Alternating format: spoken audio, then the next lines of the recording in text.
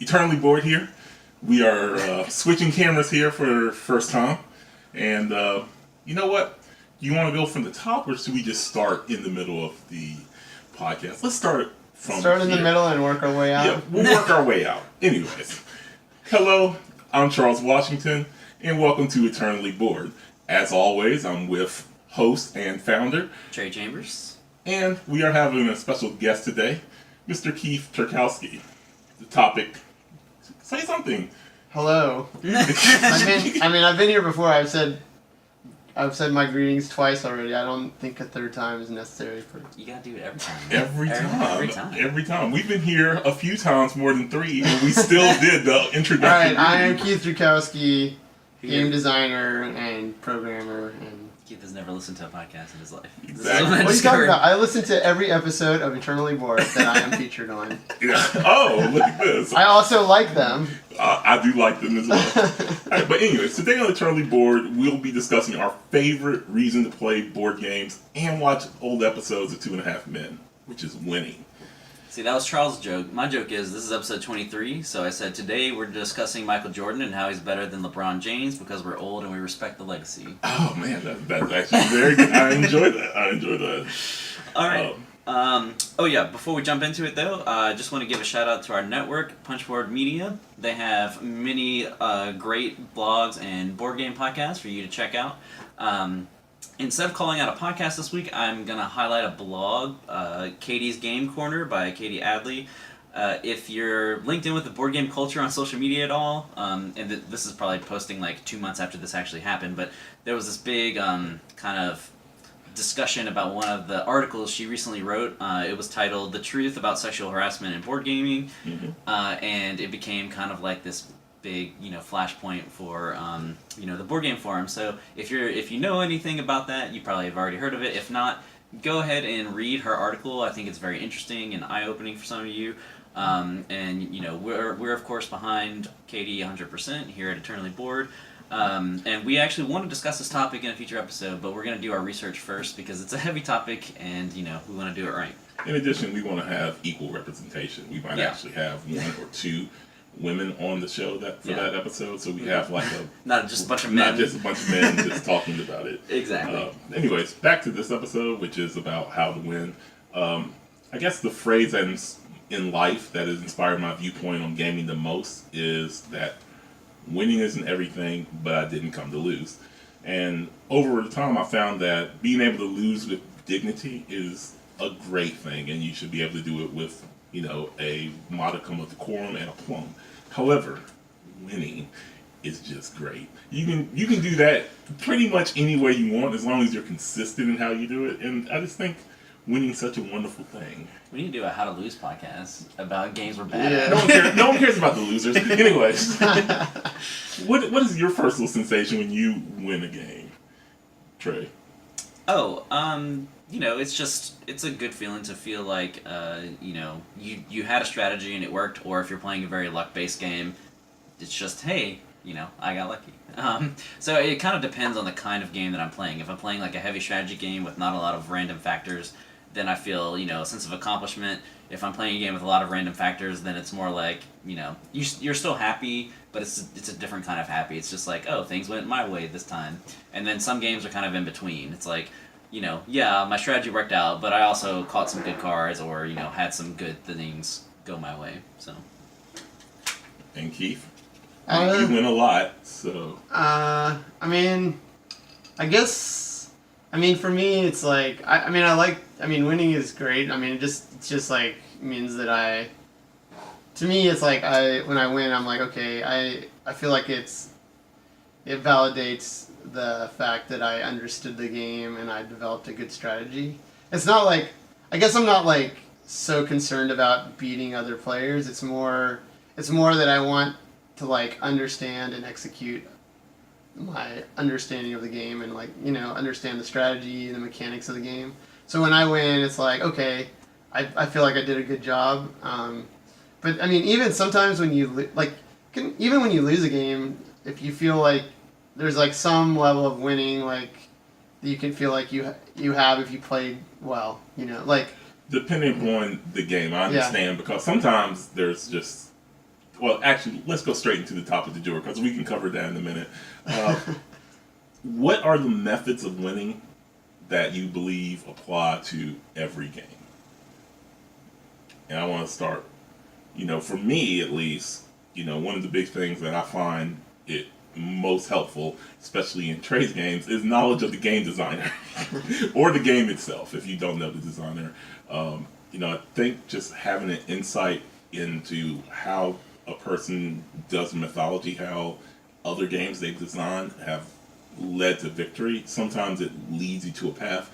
It's not for every designer. Some people are just completely different in every single mechanic that they make, so it's hard to follow. But sometimes some designers I found really value cash engines, and they make cash just king in a lot of their games. And other designers have other things. So how do you approach like a Lacerda game versus a Rosenberg game, just for instance? Probably in a Rosenberg game, you're going to be looking at how the card/buildings are going to synergize, and I mean, you are looking for long-term synergy. It's most apparent in Caverna because every card is available in front of you, but even in Agricola, when you have, it's very crucial to determine which mix of decks you were using. In old school Agricola, like, are you using mostly E? Are you doing a combination of like E and I, or are you just using the K deck in order to determine, the overall strategy that you're going for?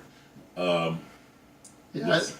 I mean, I think there's two. I just thought I've thought about this a little bit in the past. I think Rosenberg games, the dominant strategy in his game, or the theme in his games, is do the thing that other people are not doing. And Lacerda is do the thing that everybody wants to do before they do it. So it's like one is kind of like finding a way to like get the most resources, and the other one is trying to like beat other get your timing right. Like especially like in Kanban especially, it's like if you get the timing right and you're going to the right places at the right times in that game, it's just you destroy everyone. Right. So how does a knowledge of like Stefan Feld play into that? Like where his games are point salad, so everything gets you points. So how would knowledge of that kind of help you in your strategy? I think for me at least, because I've played a few Stefan Feld games, even though everything is going to score you points, generally what I found, and I'm thinking back to Macau, is if there's like a district to control or something if he's using that kind of mechanic, then being able to put your dominance on the area of board is very good. This is sort of very indicative in like his earlier designs, like Trajan and Macau, and even to an extent the fire game that the firefighting game I can never pronounce. There's a firefighting game? Or not firefighting. Yeah. There's a fire in the city, the Spiestad or something like that. Yeah. I mean, I found like if you're able to control like a sort of that district, then you're going to be able to, you're still doing a lot of salady stuff, but at least you'll have a good influx of large scale points. Yeah, I think in point salad games, I think you need to be, like early in the game, you need to be flexible, so keep your options open as much as possible. And then at some point, you gotta like focus and like, you gotta like strike. Yeah, you kind of like gotta strike in a certain direction and hope that, like nobody else is gonna get in your way. But both of you are game designers, so when you're designing games, do you pay attention to your own traits, your own things that you like to put in games to win, like, or do you try to cater away from that to make it more rounded? Yeah, I don't know. My main driving force is like I try to make my games as interesting and replayable as possible, so I don't put as much thought into like how to win. When I designed Argent, one of my design things was I don't want it to be a victory point game because there's so many victory point euros out there. So that was the only thing I thought as far as like victory. And I didn't want gaining more workers to be the dominant strategies because there's a lot of worker placement games where that is kind of the dominant strategy. So I did think about that. So yeah, I do think about it, but it's not the main thing that I focus on. I'm mainly concerned about making a game fun and interesting, and then how to win. Is very important, but it's not as important as we play games for fun. So to me, making the game fun and replayable is my number one goal. Yeah. Leading right into replayability, one of the things that I found is, if you're going to try to win a game, you need to know your opponent's traits. And I have two social deduction game experts here. So, Keith, how do you apply knowing traits of people, especially when like that field of social deduction games and other games as well? I mean, it's kind of funny because I think that's one thing I tend to shy away from a little bit. Like, I don't like taking advantages. Like, when I'm playing social deduction games, I really I dislike if one of the other players has a tell and I can read them. I try to avoid using that knowledge. But I mean, sometimes when you play like Avalon or something and you're playing with inexperienced players and they're just like so, they're like smirking and you're like, okay, well, they're just giving away their role. They're like, sometimes I'll just like drop it, but then I always tell them I'll try to tell people because I don't know. I know a lot of other players will try to they'll try to figure out other people's tells and like use it, and then they don't want to reveal. Oh, you mean like Trey? I don't know. I don't know about Trey, but I know there's one person in particular who likes to do that, and they'll never reveal like why they're choosing to do something, and it's like, I'm like, I want my opponents to get better. I want to get better, and I feel like you need your opponents to get better as well. So, I don't know. I mean, I may use it, but I feel like it's something I mostly try to focus on strategy and just like the game mechanics, which I don't know, maybe is a bad. I mean, it's not necessarily the best way of winning, but. All right, Mr. Devious. What about you? I don't really focus on tells because that is a memory component, and my memory is really bad. So you have to like memorize people's tells, and I can't do that. So I guess the main thing I do is the strategy thing. Like I try to figure out does their decisions make logical sense with their perceived goal, right? And if there's some illogical moves that they've made or illogical things that they've said, then to me that's a huge red flag. So I'm much better at reading people on their actions and what they're saying versus memorizing little tells because I can't do that. I'll just forget them. So that is my main method. I will say that I played. I was at BGG Con last year, and I was playing Werewolf, and one of the players, I was in a big game, and I was trying to run through some logic on some part of the game, and I don't feel like I was really dominating. I mean, there were a lot of other people talking, and then one of the other players said something that they just really annoyed me. Like they kind of backhand insulted me. At BGG Con? Yeah, with strangers? And I was like, it got me really annoyed. Like I usually don't get, don't get annoyed or angry in games, but I felt like I was trying to cooperate with people, and it was just I felt like I was like backhanded, so, you're kind of trying to be friendly and social with other people, and then somebody's just like, whoosh, and So what was your? So I thought anyway. I was annoyed, and I'm definitely carrying a grudge still. So if I play with that person again, I'm gonna get my revenge. But I was thought about it afterwards, and I think that player in particular was not a very I don't think they were a very logical player, but they basically went with their feelings, and I think maybe what they were trying to do was irritate other players because when you get people mad in social deduction games, I think it's easier to read them. So I think maybe their strategy was I'm going to get strong emotional reactions from people, and then I'll be able to read them easier, So, I don't know.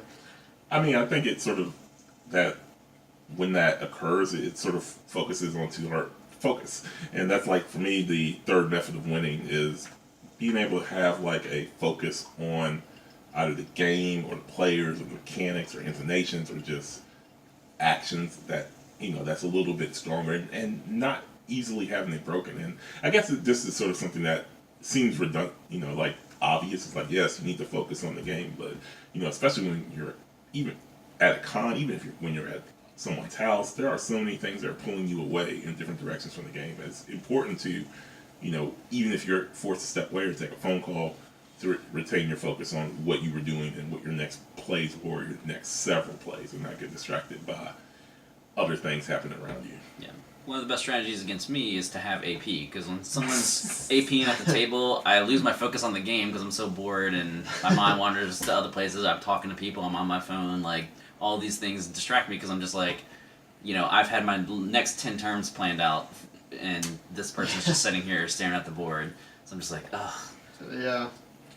Yeah, that definitely, I feel like that happens with me. Like, especially if I plan out moves and I'm like, I'm ready to do my next, like, 3 turns or whatever, and then somebody starts taking, it's like, I could probably optimize my play a little bit, but I do the same thing. It's like, I'm like, I already planned it out. I'm not going to spend more time thinking about it just because somebody else is taking a ton of time. Yeah, probably what irritates me the most is when I've looked at all the scenarios and it shows that it's going to be best probably for me and the other person if I make a deal with them to do something, and then they're like, it's like, I'm not going to make a deal with you because you win all the time. Yeah.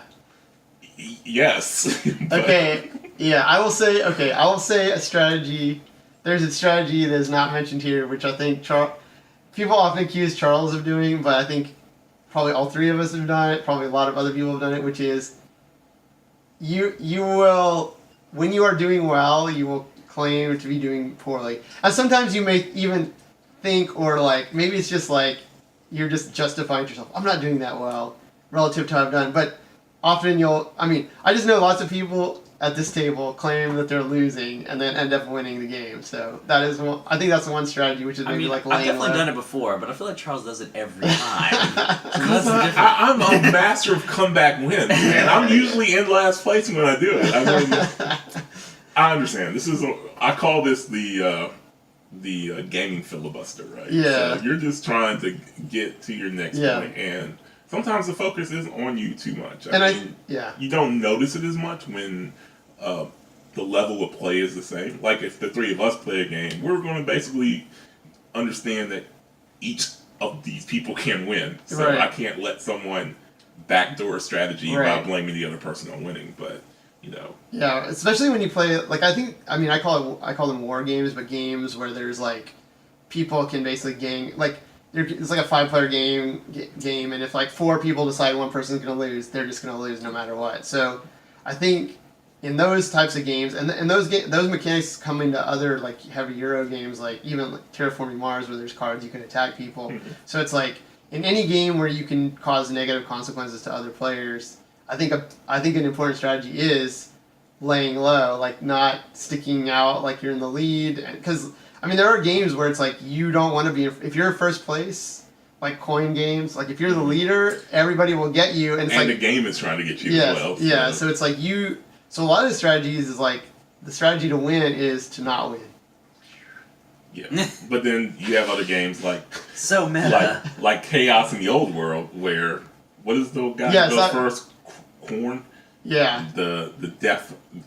Your strategy is to just kill Nurgle nonstop. Yeah. Because that's how you're going to generally win. But anyways, one of the next things that I think is important with winning is, and I ask people this a lot of time, is what are some things that people forget to do when playing that you remember and helps you gain a victory?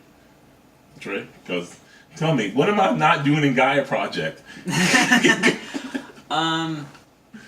Yeah, I think not to be distracted not only by outside things but inside things. Like, there's a lot of things in the game you may want to try, and sometimes, like, if I'm not playing to win, I'm playing to have fun, I'll try different strategies. But like, if you know your strategy and you know that it's gonna work, then sticking to it, even if there's other things that you may want to try. Like, if you're really trying to win, then you should just probably stick to the plan, because sometimes you try something different and it doesn't work out. And I get trapped in certain games like this, where there's a strategy I know that works and I've won many times with it, and I'll just be tempted to do it again because I'm trying to win. But sometimes that interferes with your fun, because sometimes it is fun to just try new strategies that aren't necessarily the best strategies. So if you're trying to win, you shouldn't do that. sometimes you just got to get whatever the building is that makes carrots and grain worth 2 extra points. Yeah.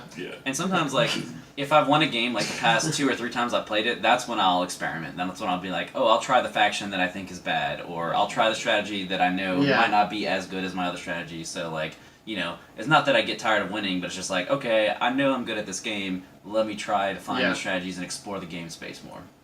Yeah, I think one thing that a lot of people forget to do is, like, especially the newer generation of games, it's like there's a lot more game there than there needs to be. So it's like older games, it's like there's kind of one track to victory, you know. But like if you look at like Feast for Odin or some of these other games, Tricarion, so many tracks, there's no way to move. So it's like so it's a lot of like, or I think Trajan is even like this. There's like different areas, and it's like you might be tempted to like you're like, okay, in order to win, I have to go everywhere, I have to do everything, and I have to try to win. But it's like sometimes it's like best. It's like, okay, well, I'm going to focus on this 60% of the game, and I'm going to dominate that, and that's going to be my path to victory. And you can ignore parts of the game. So I think knowing the parts of the game you can just ignore, I think, is a good strategy. Like, you know, you're like, I'm not going to worry. Well, like like you were just talking about in Caverna, or sorry, I'm thinking of Chaos and Overworld. Yeah, no. Oh, look, we had a moment. I guess I could just look back here. If you Terra Mystica in space. Gaia Project. Okay. Sorry, I don't know why I forgot the name. In Gaia Project, like somebody won recently where they completely ignored the main goals of the game. I think. I mean, maybe I'm remembering wrong. So it's like that's like the main. There's like 2 18-point objectives in the game for first place, and it's like someone came in last in both of those and still won, or because they focus on the other things. So anyway. Right, because they were able to get so many talents. They were using the I can't remember. They're like the swarm links, and they focus on all the talents and stuff. So yeah. For me, one of the things that people forget, and it helps me all the time, is just looking at and taking account of the transactions of your opponents, and you know, put it in Monopoly terms. Just watch out for bank errors in your opponent's favor, because even the best people make math mistakes or numbering mistakes or pick up the wrong thing, whether they're intentionally or not intentionally doing it. Just keeping an account or making them just go through their turn to make sure they had the money to do something either big or very small, I think is super important. Yeah. And I call this, and then the other thing, which I call the Jeremy exception, is read the rule for yourself. This is really annoying for a lot of people, especially when you are explaining games to a person who needs the rules needs to read the rules yourself. But on occasion, you know, it's good to have a person who is a rules lawyer who knows everything. But even, you know, I love you, David, but even Goldfarb is wrong sometimes when it comes to the rules, and you have to make exceptions for that.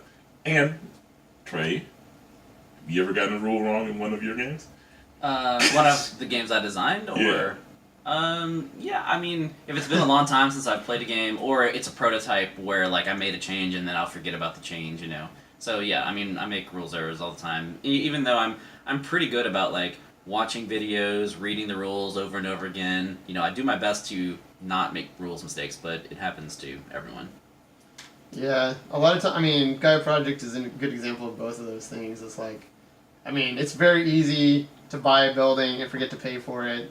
So it's like I find like, or when you get your income, there's like 20 different ways of getting income depending on the cards. And I don't really like resource tracks as much as resource tokens for that reason. Yeah. And it seems like more and more games are going to resource tracks, and to me that's a bad change because you save money on the component end, but what you're sacrificing is, did I move my tracks back when I built that building or not? And it's just much harder to audit. Yeah. So games, stop doing that. Yeah. And Gaia Project also had a rules error where like the person it's like you're supposed to be able to rotate the board before factions are chosen, but in the rules translation they did it after, and it's like sometimes the rules errors are on the publisher. Yeah, not the so players. It's like I think the biggest thing is like if you feel like a rule is unfair in a game, then that is a good time to look it up and make sure. And sometimes generally it's it's the way the rules are, but sometimes you'll be like, oh, it really is unfair, and it's not actually the way the rules are intended. So. And my final thing, something that helps me to victory, and it works both ways, is you need to call people's bluffs, or occasionally make your own bluff in a game. These two gentlemen next to me are notorious. Well, not notorious. They have a zero-sum win scenario. If you do something to them, I've heard them both say, I will spend the rest of this game making sure you lose if you do this. Yep. Yeah, it's a threat. Sometimes you gotta pull the kamikaze strategy. Yeah. If you're gonna attack me, I'm gonna attack you back. That's logic. Like, will you lose the game just to keep your word? It worked in the Cold War. Mutually assured destruction. Although, right? Yeah. The U.S. came out on top. I mean, it's like if you hit me hard enough that I'm gonna lose the game, and I feel like it's like I don't mind being attacked to some degree, but if someone's just like, oh, like this happened last week when we were playing Through the Ages, Charles attacked me and weakened me a little bit, and then Ben just dogpiled on top of it before I had a chance to recover. And specifically, I attacked him because I knew he had colonization cards, and I was fighting him because he had James Cook, and then Ben attacked him with Annex and took his only colony away. Yeah, it devastated. So he lost like 2 points and a lot of. It just devastated, and it's like I lost food. I mean, I lost everything. It put me back so far, and it was like. Yeah, I mean, I made a mistake, but it's like when two people attack you, and it's like, okay, fine. I wasn't sure who I was gonna get revenge on, but I decided I was like gonna just go all out on Ben. Unfortunately, we didn't finish the game, but I was like, at that point, I felt like I had been damaged enough. So I think it's a good strategy. You gotta like, and sometimes it's not that like doing it's a good strategy, but the threat, being able to use the threat of it later. It's like, hey, I did it last time, and I'm gonna do it again. And sometimes, So I know both of you use the threat a lot. Now, what about when people use it against you? What is your usual reaction to when someone's like, if you do that move, I'm going to spend the rest of my game attacking you. Will you follow through? I mean, I usually don't attack people willy-nilly. Like, if I'm attacking you, there's a huge benefit for it for me, and it's probably my only logical move, so I would probably ignore the threat. Like, I only pull out that threat when I feel like people are, like, randomly attacking me when they should be attacking someone else. It's not a threat I'll use. Like, if I'm winning clearly and it makes sense to beat me down a little, then that's something. But, like, if I'm already losing the game and you're just going to make me lose more, okay, well, then... Time to go full Cersei in Game of Thrones! Yeah, I mean, So. I don't need any children. Anyways. Yeah, somebody did that to me in a game. Like, I was probably, like, in... I was like fighting for third or fourth place. It was a 5-player game, and like somebody decided that they were like it was dominant species, and it's like I was clearly. I mean, it was very clear. I was in fourth place, maybe third. I was fighting for third basically, but like early in the first round, I had glaciated one of their territories, and they like at the end of the game they're still angry, and it's like. The person who attacked me was like in a solid second, and was vying for first place, and he basically spent the last round just knocking me down to 5th place, and like and I think he ended up in 3rd, but he could have like he was just throwing like 8 points away to cost me like 2 points, and I'm like, dude. I'm not gonna win, and he's like, I don't care. I won that game, right? Yes, okay, I think that was. Yeah, you remember that game, and I was just like, why? I'm like, glaciating your thing is not like 100% bad. You can roll with it, Yeah. Like, I mean, go ahead. Yeah. Well, I was gonna say we need to have a whole episode on direct player conflict because there's a lot to talk about in that topic. All right, so we'll table. My last point was winning was how do you deal with like the Kobayashi Maru, which is an unwinnable scenario in Star Trek. But we'll table that for our direct player conflict, and we'll move right on. And I want to know from the source. I'll just say really quickly, when you have an unwinnable situation. It's like, I think that you just do the best you can. Like, Hanabi has games where you just can't win, and it's like, you just try to do the best that you can. Like, some people are like, I'm just not... I mean, some people are like, oh, you just don't play. And I'm like, I don't I'm like, no, you just do the best you can because Yeah. that's a metric. That's a way of winning, right? Like, Finish Yeah. the game, yeah. yeah. I mean, I do always finish the game. I mean, Yeah. I play Legendary, so, my general reaction to unwinnable scenarios is let's shuffle it up and play it again. But Yeah. you will lose that one. All right. Anyways, I want to know, Trey, what are the top 3 games you never lose and why? Oh, well, never lose. Or, well, You win. rare You win. win. You win. a lot. Never loses. Well, I have honorable mentions first. 'Cause Alright. there's a lot. I didn't know if we were doing co-ops, but I put Spirit Island because I've only lost it like 2 times out of like Wow. 20 or 30 games. It's a game that always convinces you you're about to lose at any given moment, and then usually at the end you kind of pull through. But we've beaten it at the hardest difficulties, so pretty Have good. you finished all the scenarios? We haven't done the scenarios yet. Okay. Let's see. Star Wars Rebellion. I've only lost that game like 1 time, and it was my first time playing with the correct rules. Ever since then, I mostly play as the Rebels, and I think if the Rebels are played correctly, they almost never lose. But it's easier to play as the Empire, so like I'll say to the new players, I'll be like, hey, you can play the Rebels, which I think are the better faction, or you can play as the Empire, which is technically easier to play. And people are like, ooh, Death Stars and Star Destroyers, I'll play the Empire. I'm like, Yeah. okay. But they have nothing to aim at. Yeah. Nothing to aim Never at. find the base. Although I do think the expansion kind of evened up the sides a little bit.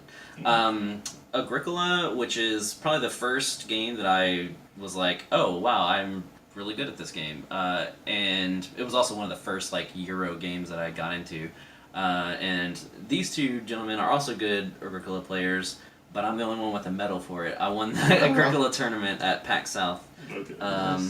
Which is, something I'm very proud of. And then Argent and Harvest, which are 2 games I designed.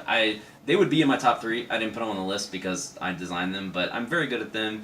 Not as good as Imperial yet, but I'm getting better. My Imperial game is increasing. I am getting a little bit better at it, but Argent I hardly ever lose, and Harvest I've lost a few times, but still pretty good at it. You have any honorable mentions? Just because I played it recently, I'll say the Seventh Continent. I mean, I played You my play by first. yourself. I played single. Yeah, it's the best way to be undefeatable. No, but I played the first scenario. I was very. I mean, it's very tempting when you're playing alone to like cheat and make, redo things. But I tried to be as adhere to the rules, but I also knew what I was getting into. Like I knew like it's like a. And you play the ultra safe way, right? Where you like Yeah, I mean, you take yeah. time to like grind out supplies. Yeah, so I before just you keep exploring. I make sure that I keep my deck stocked. So I played the Voracious Goddess and beat it in my first attempt, which was over 20 hours, and then I played the second Curse, which I can't remember right now. But I feel like I see like a lot of people losing in that game, so I guess that'll be my honorable mentions. Yes. My honorable mention is Puerto Rico. Oh yeah. The game where I've only beat them once, folks. 1 time. Yeah. With the expansion, never in the base game. Puerto Rico is one of those games where I don't know, maybe around turn 6, you know who's going to win. Especially if things are progressing a certain way in different play styles. But the only reason I use it as an honorable mention because so much depends on your position. Yeah. And are other people like implementing a strategy that is going to Are they following help conventions? you or not? I mean, if they're following, yeah, go ahead. Yeah, I was gonna say it's funny because I thought about Puerto Rico, but Puerto Rico, it's the game where when I'm playing with less experienced players, I lose more because it's just they're doing it's when you play with experienced players, I feel like it's easier to know whatever, but it's like if people are just doing random stuff, it can just randomly help one other player. It's like, oh, I'm randomly going to be shipping. They're basically funneling points to one player, so. And I think Charles has experienced that sometimes. Yep, been on the end. So Puerto Rico is my honorable mention, and then I guess we can go into our top 3. So. Number 3? Alright, my number 3 is Werewolf, a game I don't play anymore. Because Very good at it. I was very good at it, but we played it so much, like, we literally played it every Wednesday and Saturday for several years, right? And so we played this game over 1,000 times, easy, maybe even over 2,000 times. So it got to the point, though, where if I was a werewolf, the seer would always look at me first. Boom, they'd get me. Or if I was a villager, the werewolves would always eat me first. and then I'm just sitting there for like 30 minutes to an hour waiting for the next game. And so I kind of retired from Werewolf. I'll still play at conventions with strangers who don't know me, but you know, it was kind of ruined for me for that fact. And also, a couple of friends of ours who were very, very bad villagers and ruined what should have been an obvious win, and so I was very upset about that. Yeah. So it was like those two factors. I was just like, I'm done with depending on bad villagers, and I'm done with getting killed early every single time. I actually went into werewolf moderating, which I do pretty well now. I was never. What do you think? I'm average at social seduction. I'm very good. I'm a very good moderator. I'm probably one of the best moderators you can have at werewolf, but you know. Yes. I'll say, I don't know, it's kind of hard. I kind of have like I'll say 2 games or 2 things. I mean, I'll say first, I tend to be good at Lacerda games, so I'm not going to mention anyone. But I do lose, so I don't think that's really fair. But I think my real third place is probably Codenames. Just especially when it first came out and I was playing a lot, I felt like it was very hard to beat initially. Like I don't know, I would give like very big clues, opening clues. And anyway, I just felt like I did fairly well when it first came out. So, for me, I had put co-op games, but actually I'm very good at the inverse. One verse mini games. Like very hard to beat, and that includes Codenames is sort of a variant of that because it's sort of like you're dealing with your one. But for me, I'm thinking like specifically Not Alone and Descent and a lot of the games and Catacombs, a lot of games where you have one person you're going against a group of people. I'm very good at just sort of isolating people in order to get the rest of the crew to like bully down on them or criticize. And then once you have one weak link, then it tends to all crumble from there. Yeah, I'll definitely, and that's good, especially in games like Descent. You want somebody that is the monster player to be hard to beat. Yeah. You know. If you like hard co-op games, not everybody does. Some co-op players like to win. My number 2 is a game we hardly play anymore, but we used to play a lot back in the day, and that's Liar's Dice.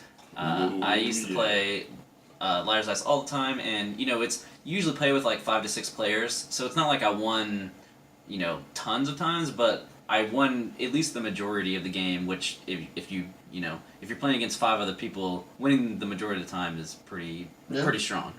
Mm-hmm. So you know, there's some random luck in that game. Obviously, it's a dice-based game, but I think I'm just really good at like playing the probabilities in my head because I also play a lot of poker and I love poker.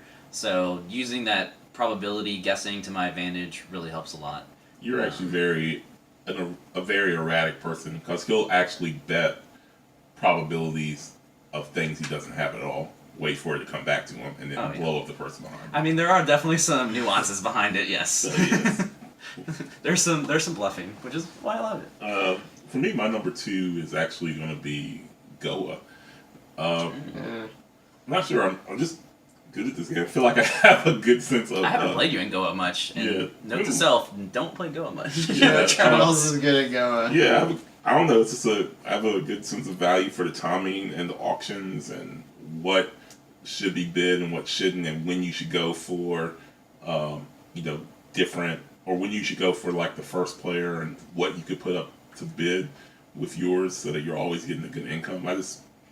It's hard to explain overall. I just have a sense of feel, and every game of Go is very different in what resources you can get and cannot. But I feel like my optimization is fairly good, and I use a couple of different strategies. I mean, I've used the card strategy a bit, colonization early to spices as well.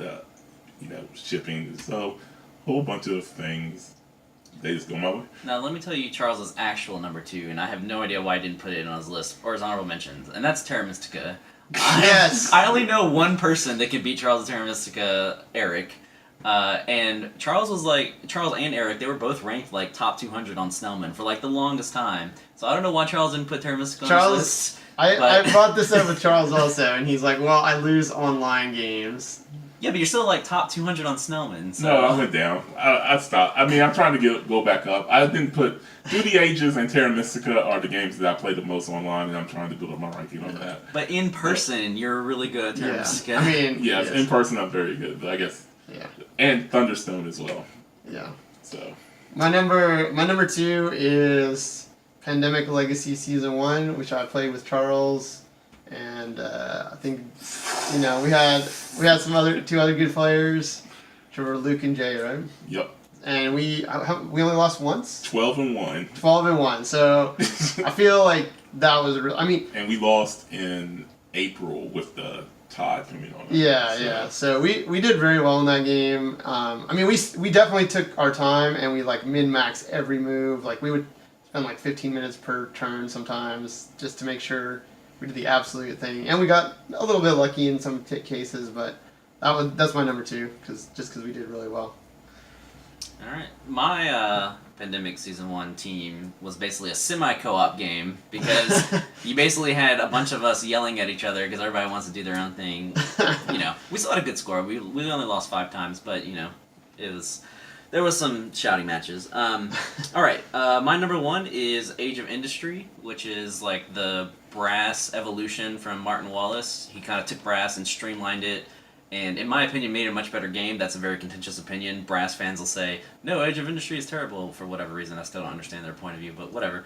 But Age of Industry, I love that game, and for whatever reason, I'm really good at it, even though it's a card-based game. So like you can only play what's in your hands, but I'm pretty decent at Martin Wallace games in general, so I guess I just understand how his like brain works as far as that goes, and I'm able to make the best out of my cards, and I've only lost it like once or twice, and I've played it many, many times because I love that game. Not as much recently as I'd like, but, the Brass Kickstarter should be arriving on my door any day now, so hopefully we'll get that played. There you go. Number 1? Terraforming Mars for me. Love this game, man.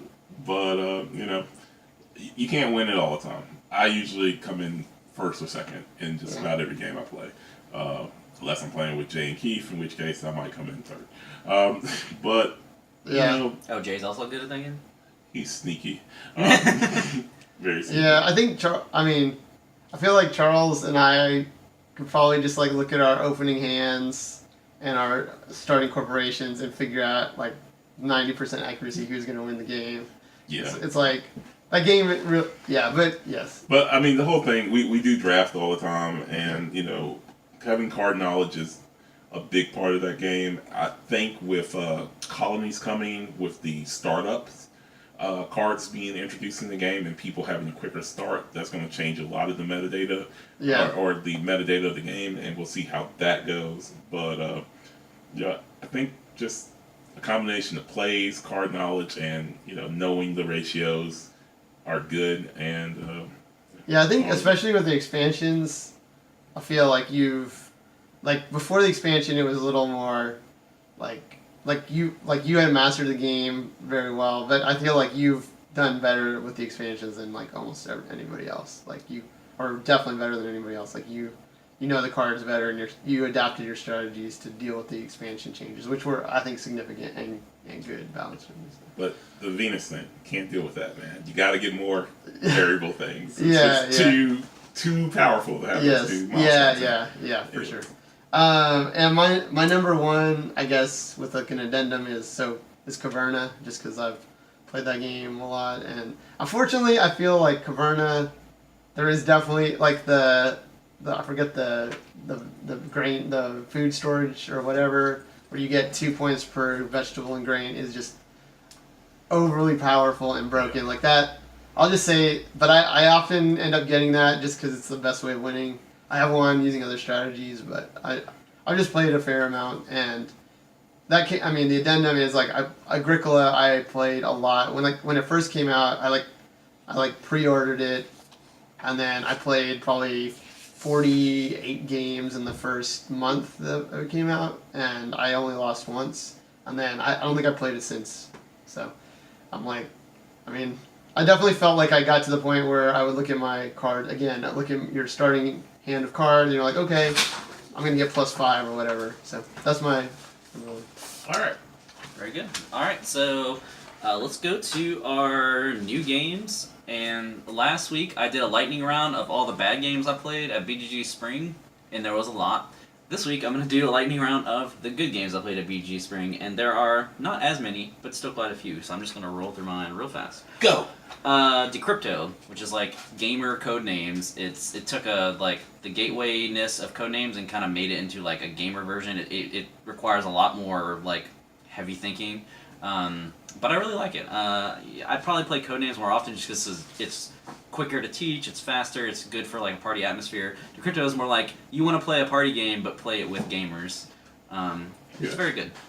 Let's see what else. Captain Sonar. I finally got a chance to play this. I've been wanting to play it for a long time. This is 4 or like 5 years, right? Yeah, this is like a real-time battleship, and it wasn't unfortunately as good as I had hoped it was going to be, but it was still very good. The problem is like mechanically, it's a game. It's a real-time game, and both subs. It's a sub versus sub game. Both subs are trying to find each other in real time, and so there's all these like weird rule things where you have to be like stop, and then they can't do any. Their team has to freeze, and then you like declare your action, and then they respond to it, and then it's just like there's some wonky like weird rule things to it. Yeah, to me, this is the one with the gigantic. Yeah. It's not the new one. The screen new in the one's just middle. called Sonar, and I think it's a lot simpler. But Yeah, I've watched people play this game. It always seems like a cluster bomb of.